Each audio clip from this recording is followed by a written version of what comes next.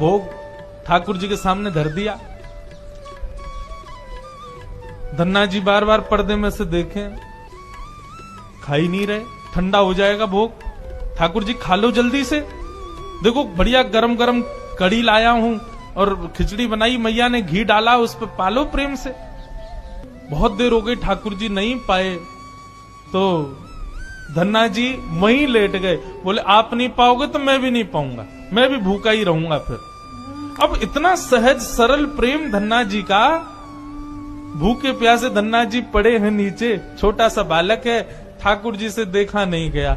इतने में ही महाराज लेट गए धन्ना जी, उनको चटकारों की आवाज आने लगी।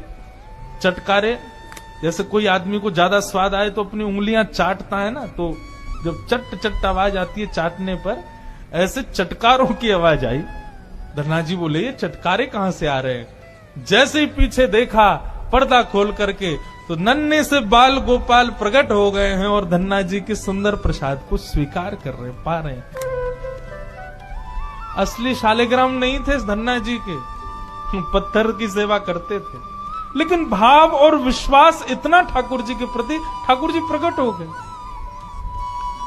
अब धन्ना जी थोड़े बड़े हो गए तो घर की गैयाएं चराने जाते थे और अपने ठाकुर जी को जेब में धर के ले जाते थे। और गैया जब चरती थी तो पेड़ के नीचे बैठ के ठाकुर जी को निकाल लेते और कहते ठाकुर जी अब कोई ना आए, प्रकट है जाओ। सो ठाकुर जी प्रकट हो जाते, धन्ना जी के साथ खूब लीला करते।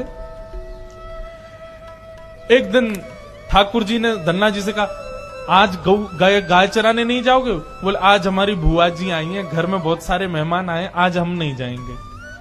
तो ठाकुर जी बोले एक काम कर, गैयान को गांव से बाहर ले जा और मुंह को भी बाहर पधराया, तेरी जगह आज गैया मैं चराया आऊंगा।